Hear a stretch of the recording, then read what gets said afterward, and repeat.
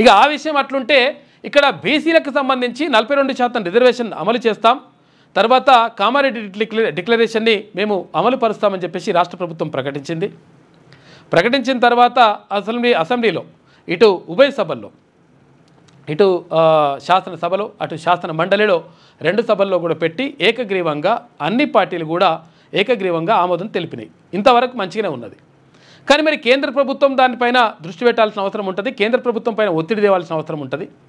అయితే అక్కడ పార్లమెంటులో 2/3 వంతు సభ్యులు అక్కడ పార్లమెంట్ ఉభయ సభల్లో ఇటు లోక్సభలో అటు రాజ్యసభలో 2 సభల్లో కూడా 2/3 వంతు సభ్యులు దానికి ఆమోదం తెలిపాలి.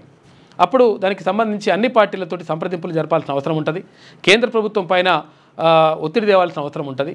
దానికి సంబంధించి మరి ఒత్తిడి తేవాల్సినటువంటి ప్రభుత్వం మరి ఫస్ట్ అయితే అసలు యాక్చువల్గా వాళ్ళు పోవాలి, ముఖ్యమంత్రి మంత్రులు వాళ్ళందరూ పోయి ప్రధానమంత్రిని కలిసి 100% మీరు సపోర్ట్ చేయండి, లేకపోతే ఇది కరెక్ట్ కాదని చెప్పాలి. కానీ రేపు బీసీ సంఘాలతోటి తర్వాత ముఖ్యమంత్రి తర్వాత కొంతమంది మంత్రులు అక్కడ పొన్నం ప్రభాకర్ కానీ తర్వాత కొండా సురేఖ కానీ కొంతమంది మంత్రులు కూడా కాంగ్రెస్ పార్టీ రాష్ట్ర అధ్యక్షుడు మహేష్ కుమార్ గౌడ్ వీళ్ళందరూ కూడా వెళ్తూ ఉన్నారు. ఎక్కడికి? ఢిల్లీ వెళ్తూ ఉన్నారు. రేపు జంతర్ మంతర్లో ధర్నా కార్యక్రమం నిర్వహిస్తున్నారు.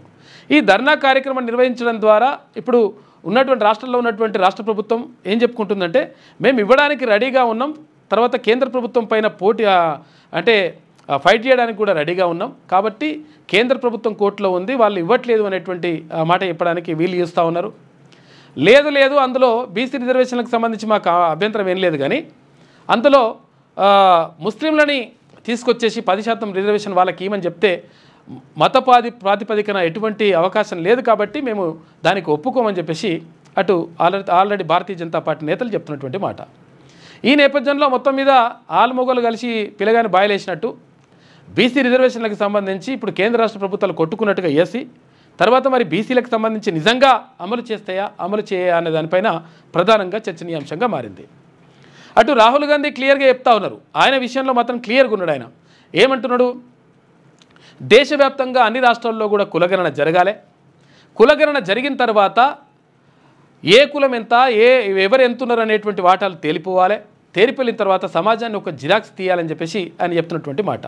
ఆయన కట్టుబడే ఉన్నాడు. కాకపోతే ఏంటంటే ప్రభుత్వాలు చిత్తశుద్ధితో అమలు చేయాల్సినటువంటి బాధ్యత ప్రభుత్వాలపైన ఉంటుంది. మరి ప్రభుత్వం అయితే ప్రయత్నం చేస్తూ ఉంది, మరి ప్రయత్నం ఎంతవరకు సఫలమవుతుంది నిజంగా వాళ్ళకు తెలుసు, అంటే అసలు యాక్చువల్గా సఫలమవుతుందా కాదా కూడా ప్రభుత్వానికి ముందే తెలుసు. అయినప్పటికీ సరే ప్రజలను ఒకవైపు మళ్లించేటువంటి ప్రయత్నం చేస్తూ ఉన్నారు.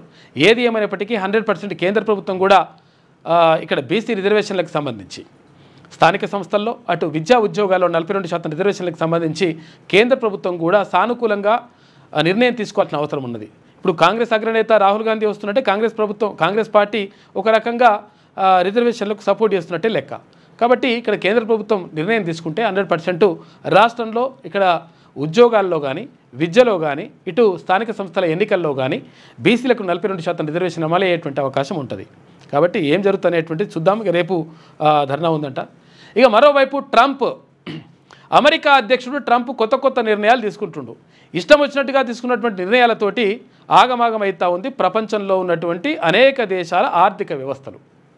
మీ పైన ఇష్టం వచ్చినట్టుగా సుంకాలు విధిస్తాం, మీరు పన్నులు విధిస్తాం, మా ఇష్టం ఉన్నట్టుగా చేసుకుంటామని చెప్పేసి అక్కడ ట్రంప్ అంటా ఉన్నాడు. దీనివల్ల అమెరికాకు కూడా దీర్ఘకాలం పాటు ఇలాగే కొనసాగిస్తే నష్టం జరుగుతుంది అని చెప్పేసి కొంతమంది ఆర్థికవేత్తలు చెప్తున్నటువంటి మాట.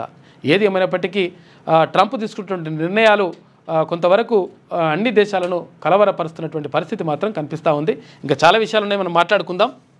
లేటెస్ట్ న్యూస్ తెలుగు మరియు ఇంగ్లీష్ అప్డేట్స్ కోసం ఇప్పుడే క్యూన్యూస్ అఫీషియల్ యాప్ని ప్లే స్టోర్ నుండి డౌన్లోడ్ చేసుకోండి. సరికొత్త సమాచారాల కోసం క్యూన్యూస్ వెబ్సైట్ని ఫాలో అవ్వండి. ఛానల్లో ప్రాంతీయ, జాతీయ, అంతర్జాతీయ వార్తలు వీక్షించండి. లైక్ చేయండి.